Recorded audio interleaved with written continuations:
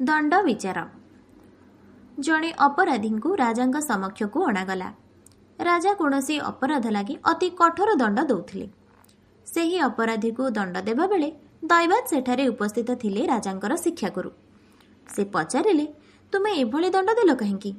राजा उत्तर देले, मोर पिता एभली दंडर प्रवर्तन करी राज्य को संभाळिथिले। मु मध्य तांको मार्गर अनुसरण करुची।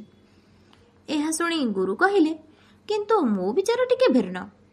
एही लोक क्रोधरे आसी जन को आघात करिछि बोली दंड पाउछि त, किंतु मु कहिबी जे जो लोक क्रोधरे आघात करिथिला से एही लोक नुहे। राजा कहिले, किंतु से तो निजे दोष स्वीकार करि सारिछि। गुरु कहिले, मो कहिबार मर्म तमे बुझी पारिलनी। मो कहिबार कथा हैला, अत्यधिक क्रोधरे जणे व्यक्ति तार निजत्व हराए। से आउ सेही व्यक्ति हेई रहे नाही, से बदली जाए। तुमे जहाँ को दंड दौच से सेतेबेले आउ जणे व्यक्ति थिला, एबेर एई व्यक्ति नुहे। राजा टिके अटकी जाई पचारिले, ताहेले?